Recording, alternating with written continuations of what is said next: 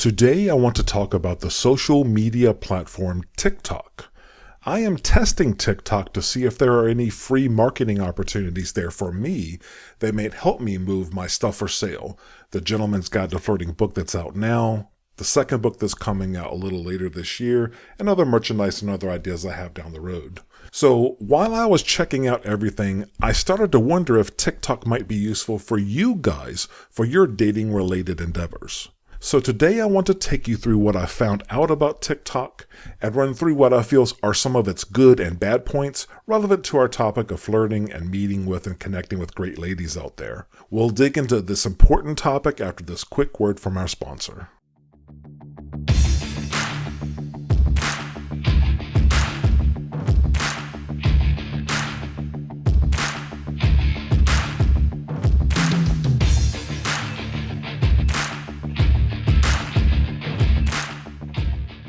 Hey guys, Ashley here. Are you having trouble meeting the right girl? Are you struggling due to lack of confidence, not knowing what to say, or not having a plan? Are you tired of being told to act confident around women without being told how? If so, I'd like to introduce you to the Gentleman's Guide to Flirting book from David Sharp. If you are afraid to approach women in public, this book is for you. If you aren't having success meeting women on dating websites or apps, this book is for you. If you're having trouble connecting with women on dates, this book is for you. The Gentleman's Guide to Flirting has loads of modern, field-tested, and ready-to-use examples to help you confidently approach women and meet great women either in person or online. It also has practical, real-world advice to help you truly get the most out of the dating process. And it has thoughtful, practical advice for cultivating and sustaining your relationships for the long term. It's got it all, and you're going to love it. The book's website is gentlemansguidetoflirting.com. That's gentlemansguidetoflirting.com. You can go to gentlemansguidetoflirting.com and click the Buy Now button, or just search for Gentleman's Guide to Flirting by David Sharp on Amazon.com or anywhere else you buy your favorite books or ebooks, and start changing your life now. Hello there. Welcome to episode 65 of the Gentleman's Guide to Flirting podcast. I am David, the author of the book of the same name, Gentleman's Guide to Flirting, available on Amazon.com and everywhere else you find your favorite books or ebooks worldwide. So, Tick-Tock. What is Tick-Tock? Tick-Tock is a social media platform, but it's kind of weird because it's kind of got two faces. There's like two major populations of it.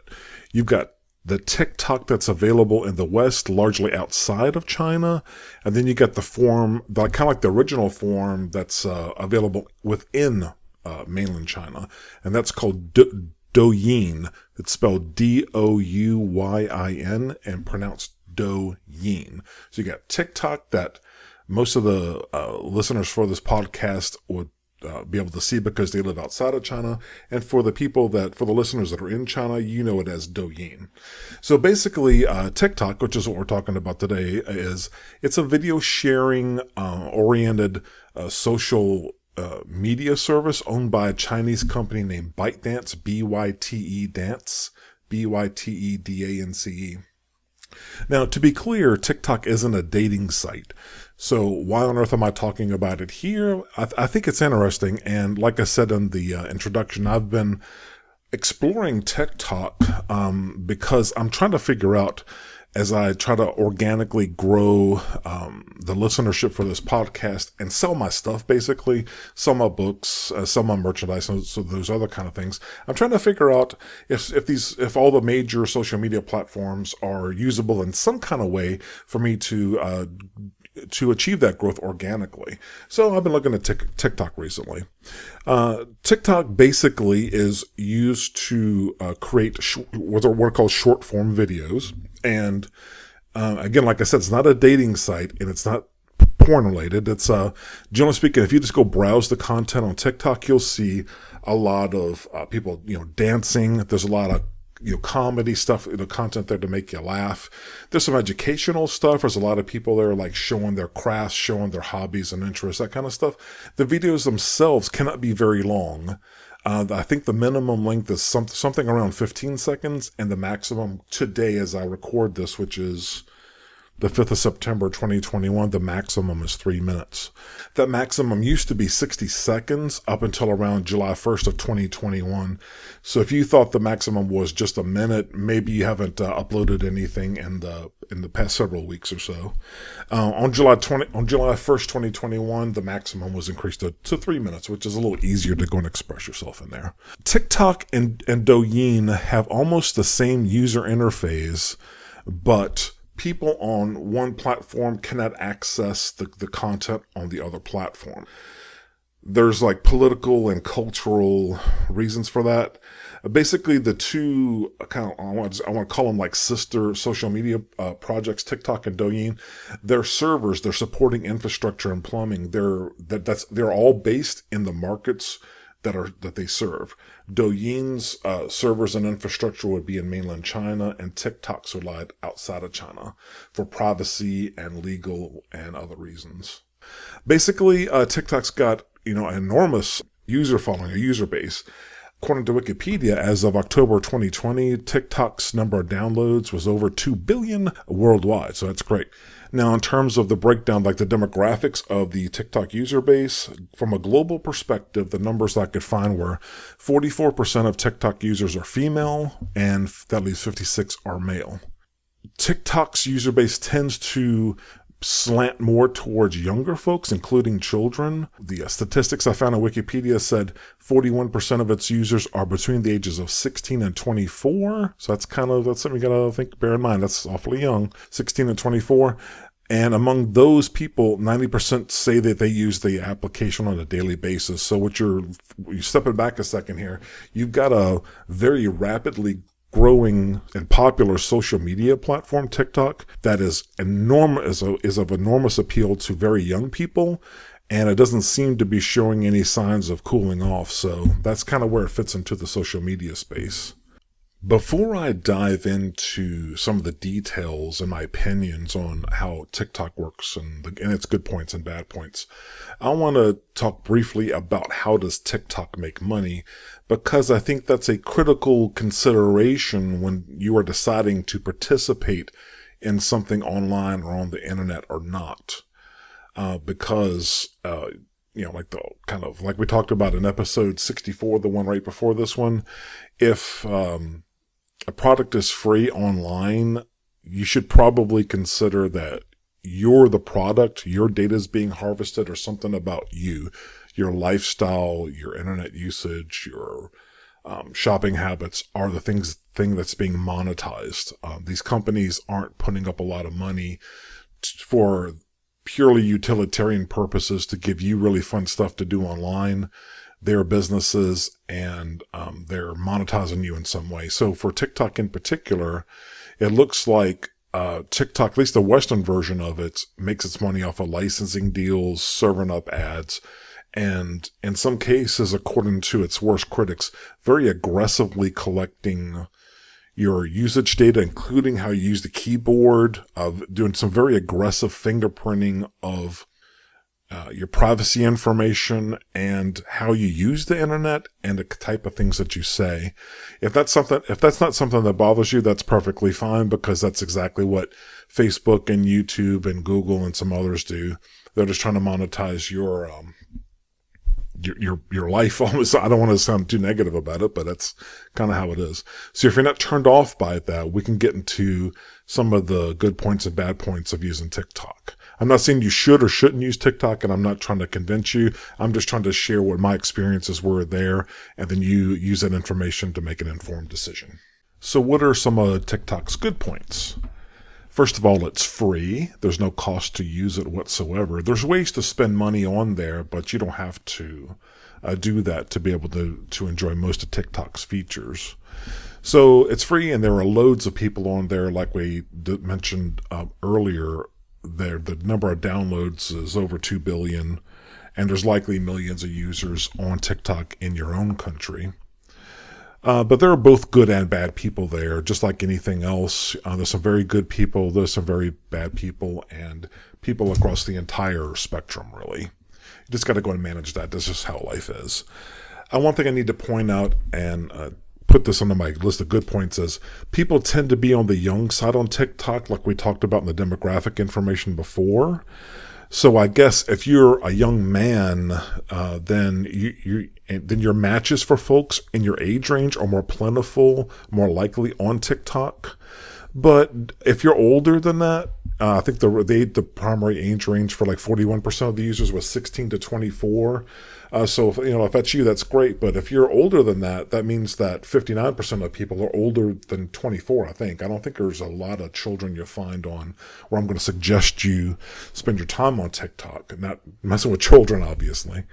But your chances of finding someone for folks in your age range are pretty good there, especially since you've got so many, tens or hundreds of millions of people using TikTok actively now.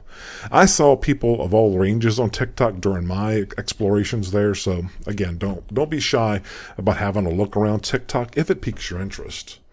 Now for the bad points, it's going to be a pretty long list, but there's going to be a payoff later, so bear with me. Bad points. Again, it's free to use, so remember that you and your data, your personal information, they are the product. You are the thing being monetized. If you can live with that, fine. If you can't, just ignore it. It's not like you're missing out on anything in life if you don't use TikTok or TikTok Live. Second bad point. I don't see a way, at least as of the time I'm recording this on the 5th of September of 2021, I don't see a way to localize to your area in TikTok Live. So TikTok's got the videos, pre-recorded things that you can go look at for all the content creators on TikTok. But TikTok Live is kind of like where you can go and talk to people who are actively on TikTok who want to go and engage with other folks, other users on TikTok. I don't see how you can say, hey, I just want to talk to only people in France or only people in California. I don't see how to do that. I Googled around to try to see how to do that. It looks like all the TikTok user community is kind of considered one homogenous group. So you kind of just interact with people all over the world, which is a good thing. But if you're trying to find dates in your local area, that's not an efficient way to go about it. Okay. Now, you can find your existing friends, and by the term friends, I mean TikTok friends, which are mutual follows. They follow you on TikTok, they follow your account, you follow them. You can find your existing friends on TikTok and your personal contacts, like your personal contacts from your phone. And again, I've got to remind you that your personal data is the thing being harvested here. So you have the ability in TikTok to let TikTok have access to your personal contacts, so you can find them on TikTok to go and ping them and try to go and connect with them and friend up with them on TikTok. So I consider that a bad thing, like not being able to do localization. Anyway, I need to be clear that TikTok is not a dating app. So you got to remember that not everyone that you encounter on TikTok Live specifically will be there to flirt with you or be flirted with or be hit on in some way or asked on a date. It happens all the time, especially for the more attractive ladies that are on there. You'll see that happen like all the time, no matter what they're doing. And I guess that's just part of the, unpleasantness for ladies that they experience online. I don't know how you avoid that if you go on TikTok Live, because guys will just flock to you if they see a pretty face on the thumbnail image for your TikTok Live session. Next on the list of bad points, again, I just want to reiterate this. The ages of the users of TikTok tend to trend young. Now, it's not all children on there. They're not all underage. But you got to keep this in mind, because you got to remember, think back to the 10 rules from the Gentleman's Guide to Flirting book. We don't violate any of our 10 rules under any circumstances. And in this particular case, I'm referring to the rule of the 10 rules that forbids dealing with underage women, hitting on them, talking to them in some inappropriate way. All right? Next bad point is, again, thinking about the 10 rules from the book. In general, we don't violate our 10 rules at all. And in this case, I mean Rule 1, I'm referring to Rule 1 of the 10 rules from the Gentleman's Guide to Flirting book. And as a reminder, Rule 1 forbids you from doing anything that leaves the lady feeling worse about having interacted with you. Rule 1 forbids you from doing anything that leaves the lady feeling worse about having interacted with you. That rule 1, applies everywhere in real life, in-person situations, at work, in your community, on dating apps, and it applies when you are leaving comments on someone's TikTok videos, when you are commenting in chat on TikTok Live, or if you're interacting with someone directly on TikTok. For example, like when you are both live and are talking together there. You're not allowed to do or say anything that makes her feel worse about herself. That is a rule, as a standard, as a principle that we have. So the bad list is long, and I have more to say about that. There's more elements on my list of bad things, but this point leads me to what I think might be useful about TikTok for you, and it's the reason why I am dedicating an entire podcast episode to TikTok. So despite the fact you are most likely not talking to a local woman, you can, if you feel like you need the practice to work on your social skills, you can get practice talking in the bold, fun, yet respectful, impeccably, perfectly respectful ways that we insist on communicating to women online, to women in any circumstance. So on TikTok, just like any other social media platform or dating site, you're going to see plenty of toxic behavior directed toward people of all types, not just women, but especially the women. You don't participate in that at all. If you want to practice speaking to women, or do you just want to have fun talking to the ladies there on TikTok that catch your eye, this may not be a bad way to get that practice while at the same time bringing smiles to the ladies' faces. Your approach, aligned with the principles in the book, will mostly be appreciated in the TikTok space. Not everyone is going to be in a good mood. Not everyone there is going to want to hear your flirtatious jokes. Sometimes the ladies in a TikTok live session are just talking to people that they know. And if you just go and hop in, what you can do, you can just go and just hop in, you see them, just pop right in. They may not welcome a stranger just talking to them in some familiar way, despite the fact that your intentions and your approach are perfection, are perfectly reasonable and genuinely. Not everyone will appreciate that, so just keep that in mind. Just like in normal life, you can't just go walk up in every situation and expect to get a warm embrace. You'll see most guys on TikTok say little more than just complimenting the woman's appearance, just like you do in real life, just like you do on dating sites, just like you do in bar situations or dance clubs or things like that. You'll see a lot of guys just, all they're saying is that, hey, they're just commenting on how gorgeous she is, how beautiful she is, how pretty she is, how lovely her eyes are. But the guys don't seem to have anything else to say beyond that.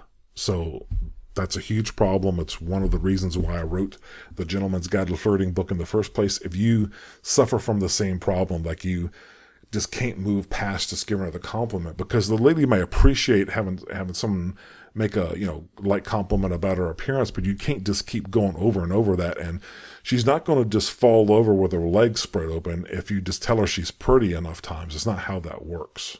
You gotta, there's gotta be some chemistry there, and you gotta have a little more, for lack of a better term, game than that. I don't really say game because I think your natural, how you are, should be enough to go and sell you as a candidate boyfriend or prospect for her.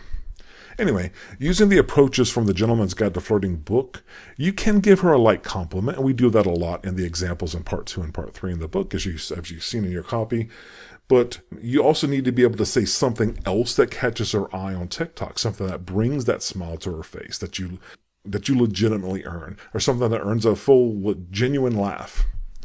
Just to give you an example of saying kind of what I mean by that, you could come up with some little goofy joke like that's impossible. It's clearly a preposterous thing. Like, for example, you could just say, and again, you don't have a lot of characters to use to go and get your point across here, but you could say something like, "Women find me irresistible, and it is becoming quite a problem for me. I can hardly go out in public. Do you have any advice for me?" So the elements of that one there are, it's an eye catcher because it's kind of long. It's not just, hey, you're pretty, hey, you're gorgeous, or some solicitation of sex or something that she's going to see streaming through her comments.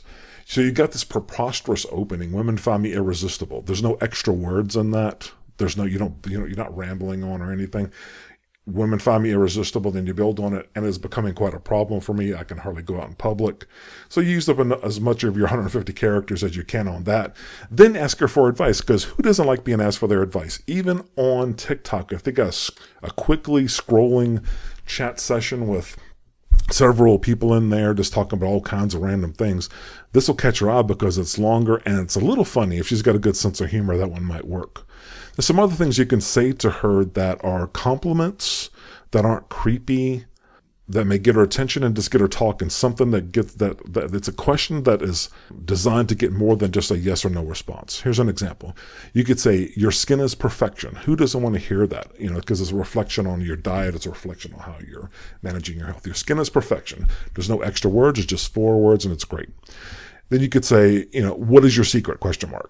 So there's no yes or no short answer to that. It's a lot of women love to go and say what they do. Or if they do nothing, they say, I just wash my face with water and that's just it. Or they go into their entire makeup and skincare routine. But it's a much longer response that you get back.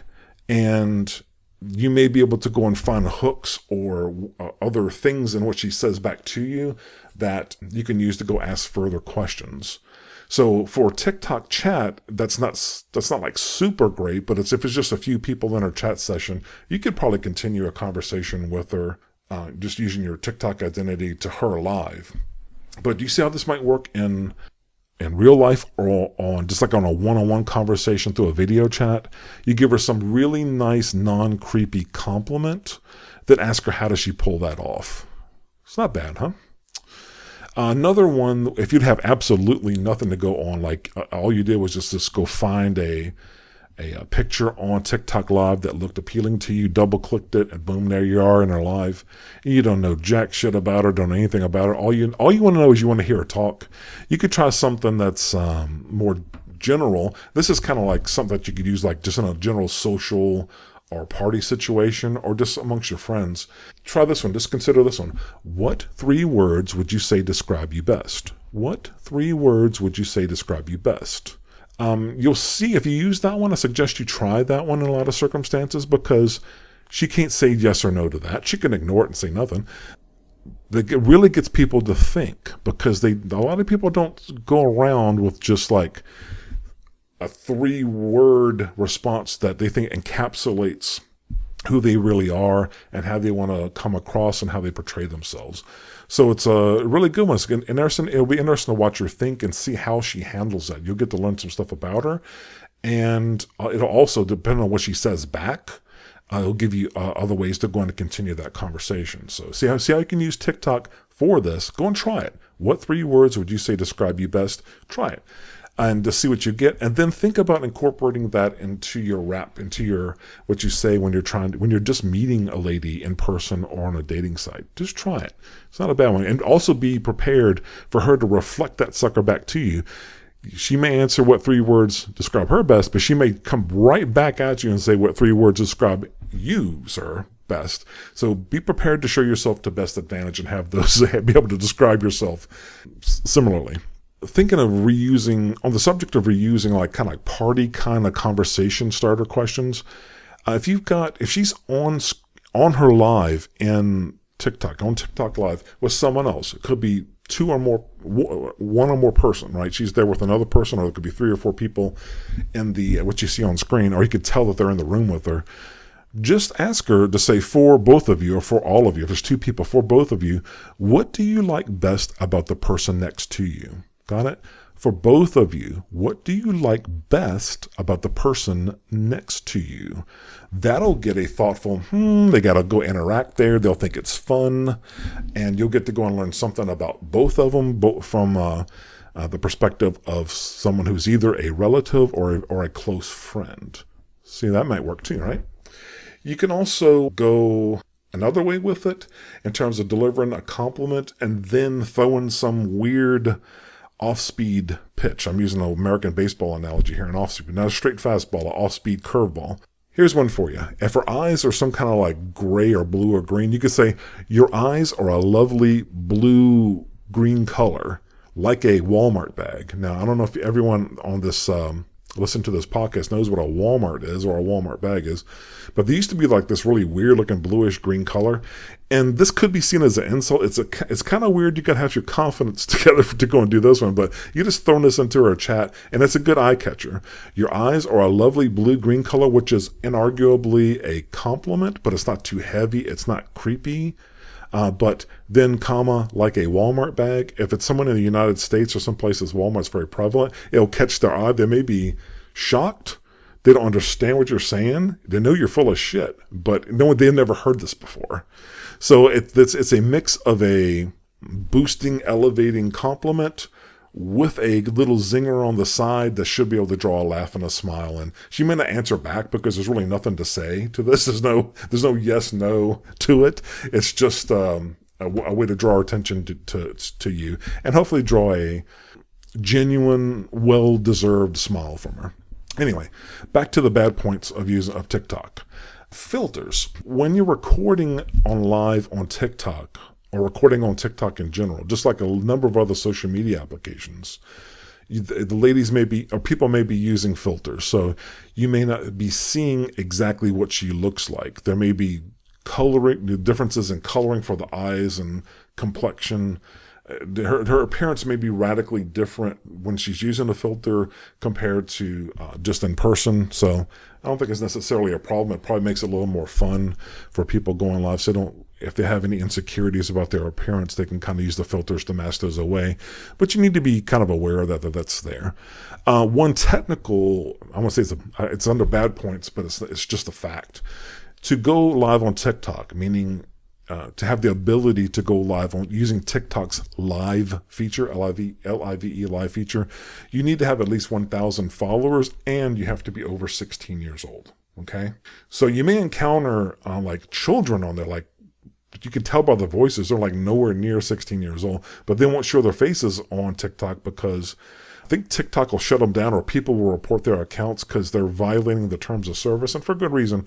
You can't have somebody like a child who doesn't have all their defenses and protections up, being out there like being preyed upon by the worst sort of people who may be preying on folks on TikTok there. So the point is you have to have at least 1,000 followers and be over 16 years old to use the TikTok's live feature. That means to go live, but you can still go and click on TikTok live and go and participate, as in like view someone else's content live on TikTok and be able to chat with them. You can have no followers and do that. Another point is, and you may be picking up on this, TikTok can be considered addicted to some personalities, to some folks, because there's it seems like it's an unlimited number of like interesting people on there, all kinds of interesting conversations that are happening. It could be, TikTok can be something that can use up a lot of hours out of your day and interfere with your kind of quality of life, because stepping back from this topic of this episode for a second, we're just talking about what TikTok is and isn't and what's good and bad about it from my point of view. But what you should be laser focused on is stacking those wins towards your goals every day, right? Being that valuable asset to your family, to your friends, to your children, to your wife that you need to be, providing for them and yourself to make sure that you're thriving and that you prosper, right? Not sitting around on social media all day, dicking around and just having fun there. That's probably not the best use of your time. Sure, it's okay to go have a limited amount of fun on whatever social media that you like or online gaming or what have you, but you can't lose sight of what matters. Another bad point. There are content concerns based on where you live associated with TikTok, or even content concerns around your own tastes and sensibilities. People can be talking about almost anything on TikTok, anything under the sun, so you need to be aware of that. I suggest for a more complete view that you read the Wikipedia page for TikTok, because that has much more complete coverage of the various privacy-related, content-related, and other issues that are alleged to be issues with TikTok, okay? All right, that is all I have for you this week. Let's get to work out there. Let's go.